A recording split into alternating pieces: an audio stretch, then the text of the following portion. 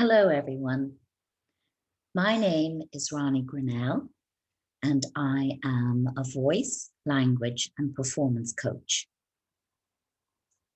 So there you go. You know something about me. However, I have no idea of anything about you. Traditionally, if we were having a talk like this, we would be in a venue of some kind. I, as a speaker, would be on the podium or a platform or on the stage facing you, the audience. You, the audience, would be seated in the auditorium facing me. We would be able to see each other. And in seeing each other, especially in my being able to see you, I can make some judgments about you. These are very broad strokes now, you understand. Some of the judgments that I could make, or some of the assumptions I could make, are from the way you are dressed. If you are casually dressed, I could assume that you are a very laid-back person, easygoing. Or it could be that you were late getting home from work, didn't have the time to change, and considered that being here and hearing what I have to say is more important than the way you look. That also tells me something about you. If you are immaculately dressed, from the top of your head to your shiny shoes, I may assume that you are the type of person who pays great attention to detail. And as you are listening to my speech, you will be paying attention to the details and information that I am giving. How about body language? We have to be careful about body language, however. Body language really, or interpreting body language, really comes into its own when you know the context. For example, where you are, what you're listening to, who you're sitting beside even. As I said, we're dealing in broad strokes at the moment. So how can I judge you? How can I make assumptions about you through your body language? Well, generally speaking, we think that somebody who sits back casually in their seat is relaxed or is uninterested in what is going on. They want to get as far away as possible from the action on stage. On the other hand, we may assume that somebody who is sitting forward and who is eagerly listening to what is going on is so engaged and so interested. Remember what I said about body language, though. It really can be interpreted in many ways. That person who is sitting back, maybe they know something about this subject. Maybe they consider they know more than you. So they're sitting back and saying, well, let's see what she has to say. the person who's sitting forward, hunched forward. Maybe they are feeling intimidated. Maybe they want to learn something and they're intently trying to remember every single thing you say. So, as I said, body language can be a little bit off-putting.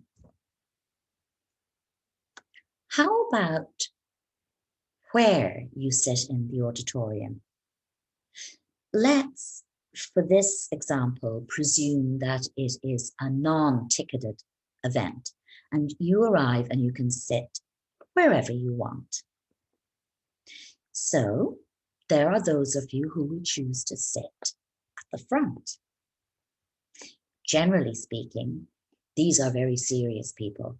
They want to be at the front line. They want to be able to make eye contact with the speaker. They want to be able to show their interest by facial expression or by nodding their head, being seen by the speaker, or shifting themselves slightly as each new subject is coming up. They are making contact with the speaker. They probably will be the first to put up their hands when the Q&A section of the speech begins, of the evening begins.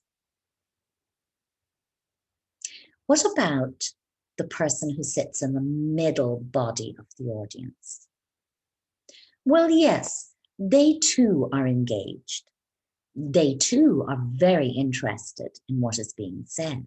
They want to absorb everything, but they are not willing to be involved in the same way as those who sit in the front seats. They rather take in the information and allow those in the front seats to do all the questioning, and they will listen to the answer. Now, how about those who choose to sit at the very back? Well, they could be introverted. They don't want to be too close to the action. And very often in an auditorium like that, the lighting is dimmer the further away you get from the stage or the platform. So they are in the shadows, and that is where they are happiest. Of course, it could be that they are late and they didn't want to interrupt anyone by going to the front, so they decided to stay at the back. There is that. Or it could be that this person is there out of duress. A husband or wife, a mother, a father, an older brother, sister, whoever has said, you simply have to go and listen to this speech. This talk is going to enlighten you. They would rather be anywhere than there, so they're sitting at the back.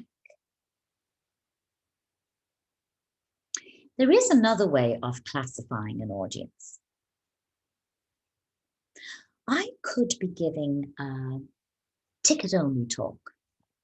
So, the people who buy these tickets have heard of me or know me. They know what I'm going to be talking about, and they have an interest in the subject. They probably have a certain degree of knowledge already. So when I am talking to this audience, I have them 80% already before I ever start talking. And my job is to keep them interested. The second type of audience is an audience that I have personally invited to this talk.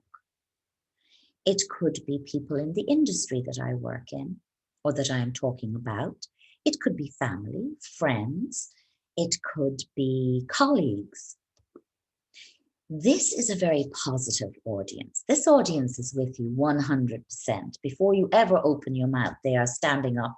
They're cheering the minute you walk onto the stage or the platform. This is an easy audience to speak to, but be aware, you still want to keep them engaged. There is no point in having an audience if halfway through it you look down and there are people who are looking at their phones, chatting to each other, staring at the decor of the venue. This can be very off-putting for the speaker and definitely is not the way you want to have a talk. The third type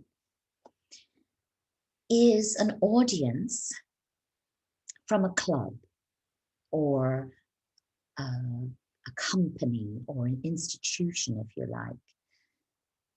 These people could be golfers. They could be the local knitting society. It could be the local choir. It could be the local cooking circle. And they invite somebody to speak once a month or once in 2 months or whatever it is. They know each other. And the organizers have invited me to speak on my topic to this audience. Now, as I said, they know each other, they have a common interest, they have a bond together. I may not even know anything about this society or what their interests are. I would, of course, have to research that before I go for it to at least be able to acknowledge their interests. Both of us, the audience and myself, the speaker, are depending and are putting our trust in the organizers to have made a match in heaven between the speaker and the audience. The next type actually can be quite exciting. It's like the soapbox speaker. I have something to say. It's very important. I am passionate about it. I don't have the speech prepared, but I know what I know and I know how I feel about this topic. So I position myself in a prominent position. It could be in the local hall or it could be in the park. For example, Speaker's Corner. Infamous, famous, depending on how you look at it. So I speak passionately, bravely about what I want to communicate with others. I may get a passing audience. I may get some who will stand and listen to the end. I may get some who heckle. But I am saying what I want to say. So these, broadly speaking, are the types of audience you might get. Now, there is a new audience. This audience has appeared out of nowhere in the last 16 months, 15 to 16 months. This is the invisible audience. The audience that the speaker cannot see. I cannot see you. I cannot actually judge what you are thinking or how you are reacting to me. So this is our invisible audience. Now, how do we speak to these different audiences? Is there a difference? Well, broadly speaking, there is. With audience number 1 and audience number 2, that is the ticketed audience and the invited audience, they have a certain knowledge base on what you are going to speak about. So you can feel free to a certain degree to use industry terms, scientific equations, if that's what it is, in the knowledge that your audience are going to understand it and they're going to follow your argument or your point. Now, with audiences number 3, 4, and 5, you don't know what their knowledge base is. So there is absolutely no point in using fancy terms, industry terms, scientific terms, whatever it may be, because you will lose your audience. You do not want to alienate your audience. In these circumstances, You have to use everyday language. Cleverly, though, because you still have to explain the same things. In fact, you will have more of a job explaining these terms, these ideas or theories to an audience that has less of a knowledge than to an audience who already has knowledge. Never speak down to your audience. They'll see it a mile away. And believe me, once you lose their faith in you, you can say anything. You could stand on your head. They will not be re-engaged.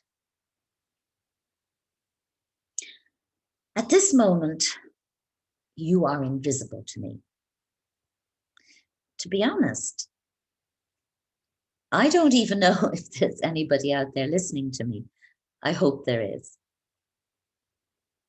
So I can only give my message in a clear and distinct way because I don't know who you are. The things that I do know about you, however, if you are there, are these. You are listening because you are either curious, interested, but you've tuned in for a reason. My job is to keep you listening and to keep you interested. I hope I have managed to do that. Remember, whether you are a speaker and an audience, an actor and an audience, a singer, a musician, a lecturer, a teacher, whoever you are, and whatever the demographics of your audience, there is an agreement. There is an unspoken agreement, unwritten agreement between, let's call it the performer and the audience. The agreement is this: I, the speaker, teacher, lecturer, actor, singer, musician, will bring my talent, my message to you in the most professional way that I can. I will take you seriously. I will make sure that I have prepared, that I am seated in a way or standing in a way or moving in a way that is authentic to what I am doing. You, on the other hand, the audience, you have come to engage with my performance, my talk. You have agreed to be attentive, and you have agreed to respect what I am saying and how I am saying it.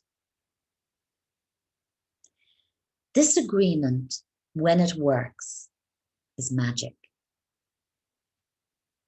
Sometimes it doesn't work, and that can be a nightmare. But mainly, the audience and the performer come together to create magic, a wonderful performance, something worthy of remembering. So I thank you, my invisible audience, for attending, for being attentive, and for being kind. Until next time, bye-bye.